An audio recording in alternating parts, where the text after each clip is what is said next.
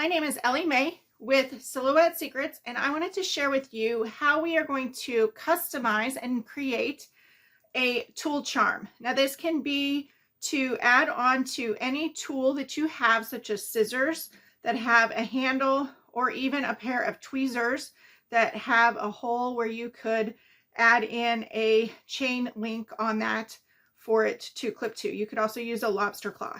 So this is a fun way to customize your tools, or if you are at a crafting event, be able to keep track of your tools.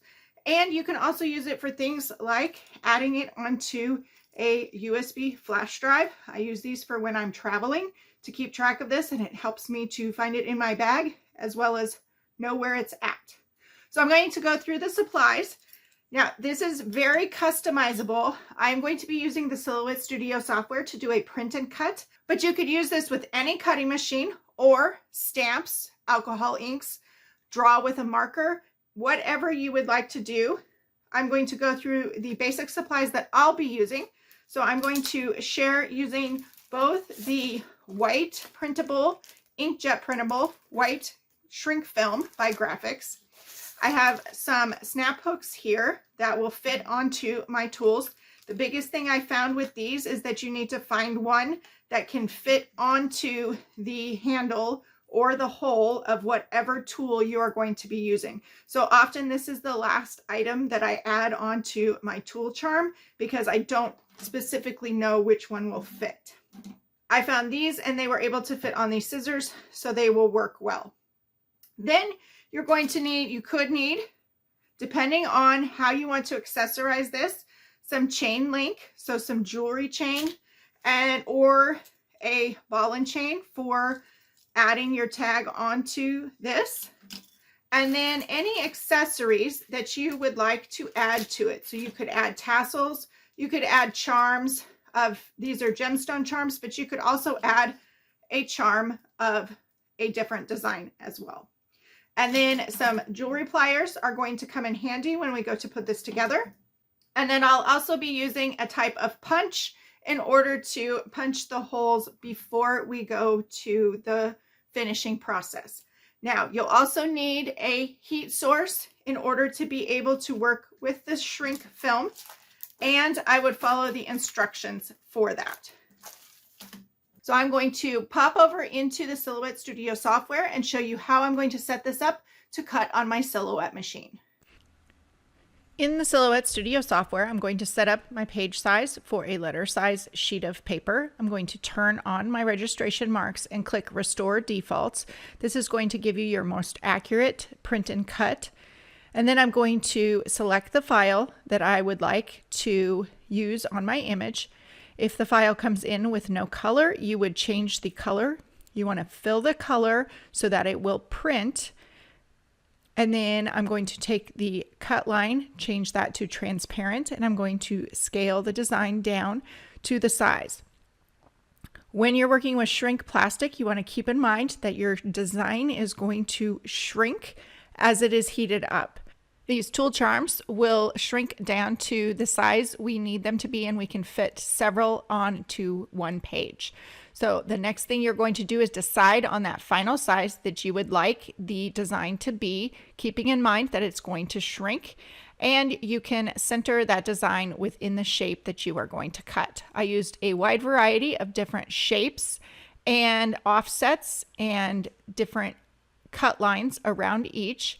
Then I'm going to select the entire design and choose Cut Edge on the Send panel, so it's only going to cut the outer edge of that design. I have the rest of the space on this page to fill, and you can decide on what your designs are going to be.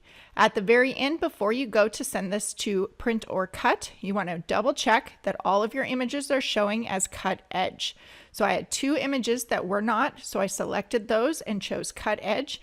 You can see the bold red cut lines around each of my images that will be cut out of this shrink plastic.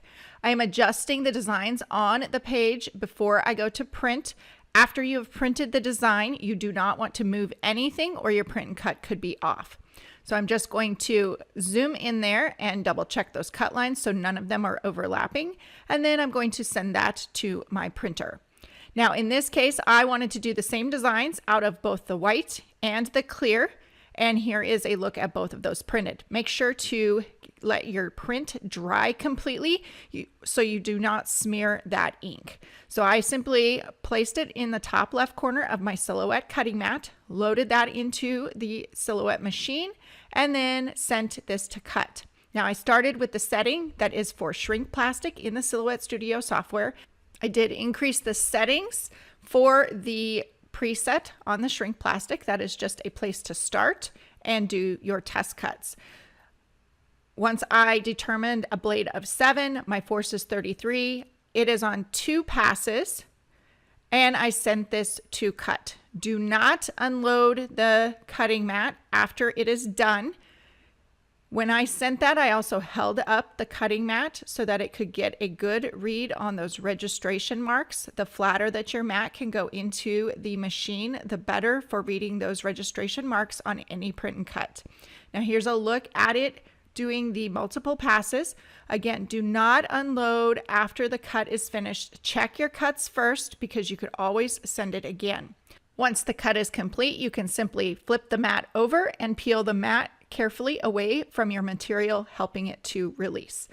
And then if needed, you can pop out any of those extras. For the clear, a little tip, because it is see-through, I cut out little corners from copy paper and I placed those underneath those registration marks so the Silhouette machine could read those registration marks. When it is clear, it is going to see through that clear material and you could have issues with those registration marks reading as it will pick up the grid lines on the cutting mat. And then I sent this. The clear seemed to need a few more passes and increased settings. Again, as you use your blade, you will need to increase the settings for that blade. Okay, once your designs are all cut out, you have all your shapes, you can save these for future projects that you could stamp on or use for additional charms that you create with. And we have all of our charms here that I have cut out. My machine liked the white better than it liked the clear this time, but I was able to cut all of these out. Now, on the clear, if your cutting machine has any problems with it, you want to take and just grab a pair of scissors. Trying to find one here. If there's just any edges that it didn't quite cut through when you go to pop that out, you can just go ahead and trim around it with a sharp pair of scissors. And you can see it fell just right, came right off. And then once it's shrunk, you're not going to notice that. So you can go ahead and clean those up. And then what I'm going to do is I'm going to take my hole punch and choose where I want to punch the hole. Keep in mind that it's going to shrink. So you don't want to use a super tiny hole when you're punching, but it is easier to punch through this plastic before it's shrunk down and hardened. So I'm just going to go ahead and punch these. I have my oven is heating up to 300 to 350 degrees. You will need to test your oven. And then I'm going to layer a piece of parchment paper, the charms, according to how much you can fit into your oven. I'm going to put another piece of parchment paper. I got 2 there.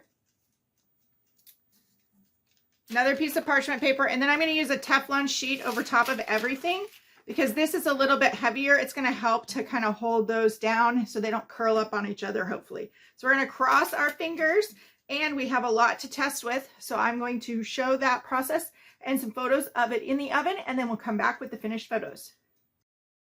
Now you do want to test your oven. I do have a thermometer in there that I made sure it was at the right temperature. And then I'm going to take my parchment paper, place those designs on top of it, place another piece of parchment paper and then my Teflon sheet. And I'm going to place that into the oven for 3 minutes is what I used as my timer.